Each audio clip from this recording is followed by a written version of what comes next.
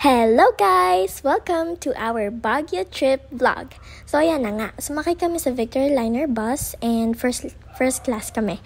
Tapos nag-rent lang kami ng Airbnb dito sa Goshen Land Towers. Tapos nag-explore lang kami dyan. Tapos naglakad kami sa Session Road which is famous sa Baguio. Tapos pumunta na din kami sa Burnham Park, explore. Madami din tao-tao dito kaya mag-ingat din kayo sa mga snatchers. So ayan na nga, ang ganda.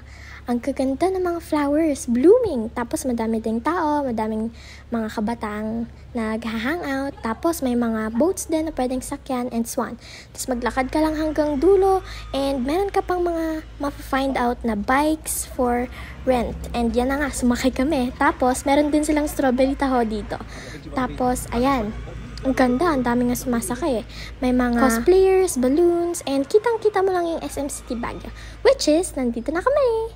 So, nag-explore lang kami. Ito yung view sa taas. And it's really worth it kasi it's breathtaking. Kita mo yung mountains.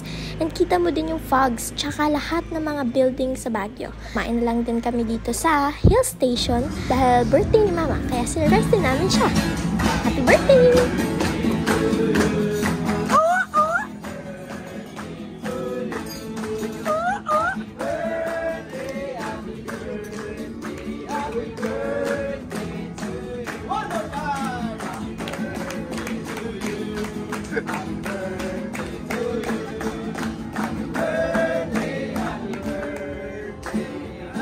So, ayan na nga, may pa-happy birthday pa sila, may gitara din, at kumanta lahat ng staff. Yes, thank you so much.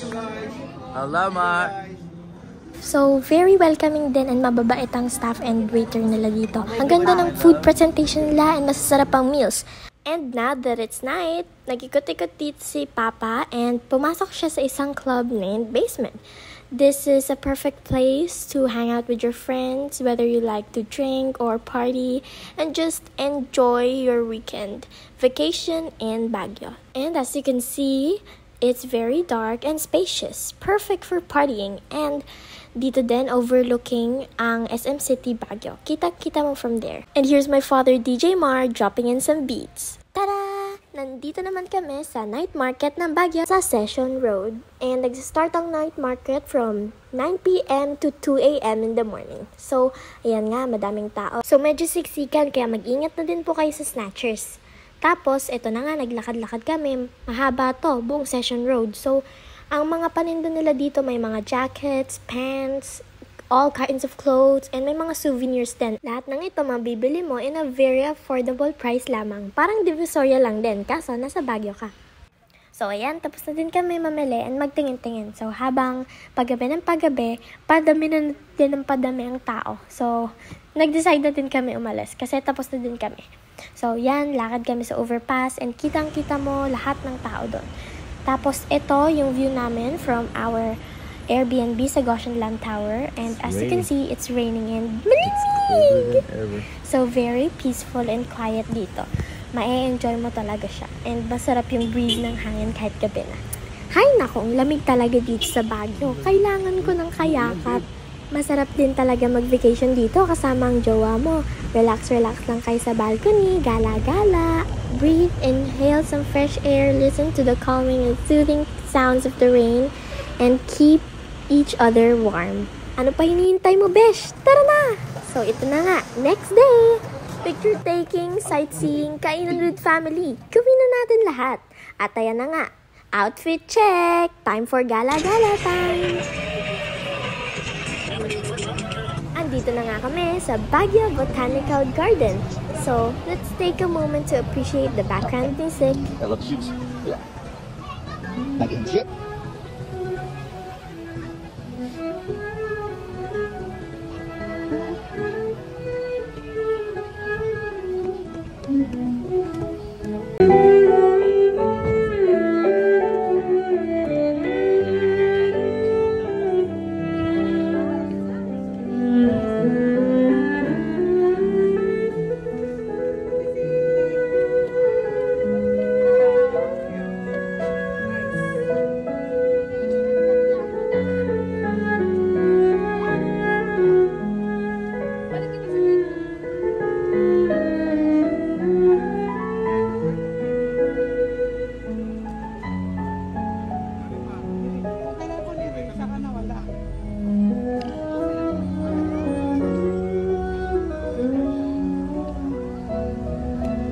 And wait, there's more! May pa-flute pa sila para ma-enjoy mo yung moment. Yeah.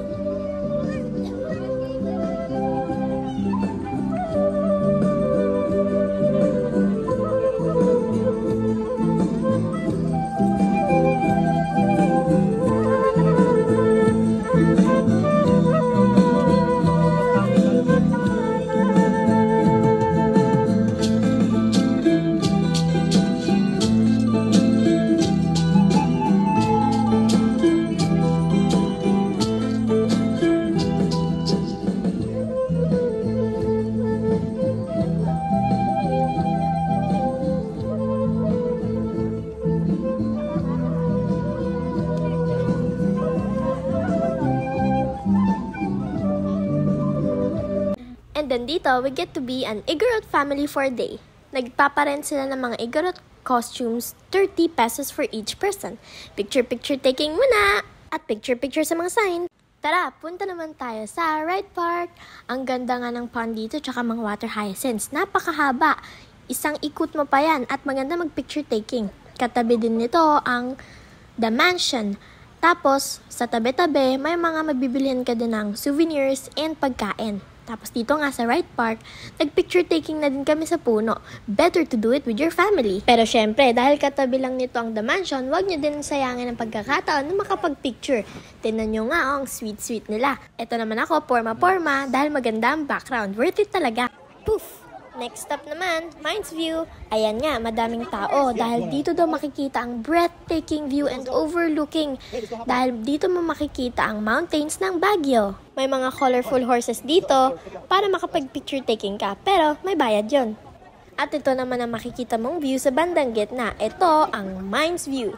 Ito naman si Papa, nagpa-picture sa kabayo, o diba? Ang angas.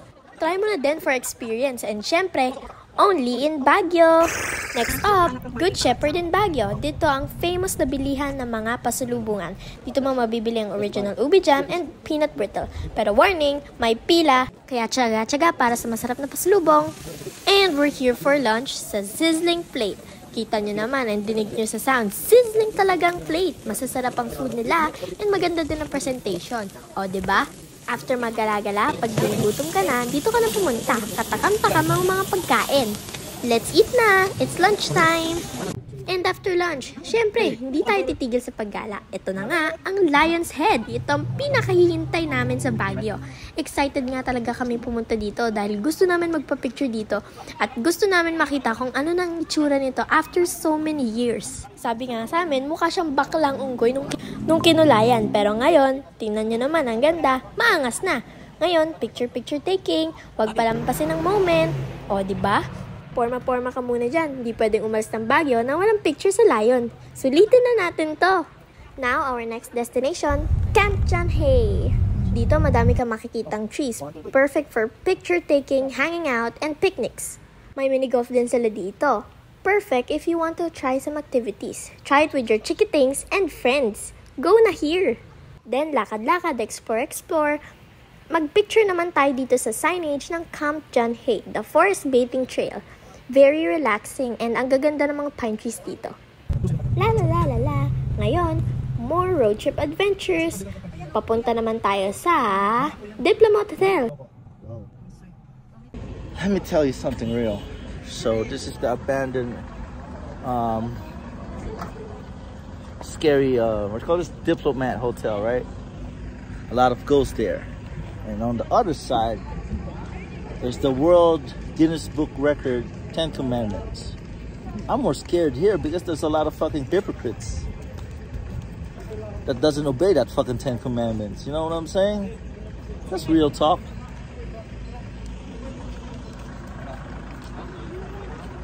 This is the real shit right here.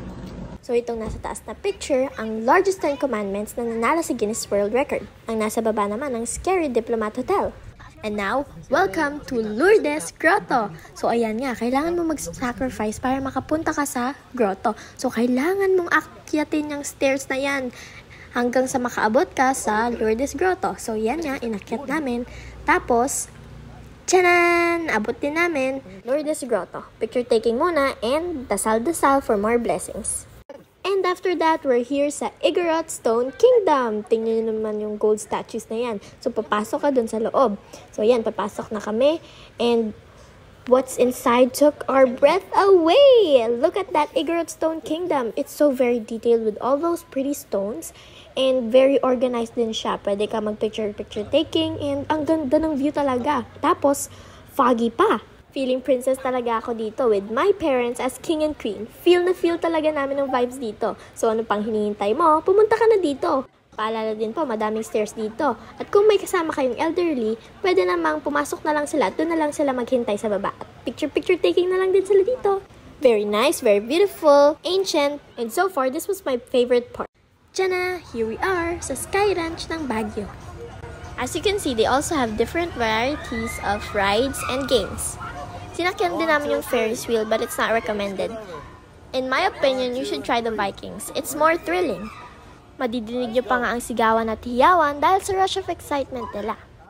At ito na nga, bye-bye Baguio na! Paalis na kami mga besh! Naku, talagang mamimiss namin tong Baguio, the good weather and beautiful places. But at least we spent every moment together as a family with my parents and grandparents. We surely enjoyed each other's company in our adventure in Baguio.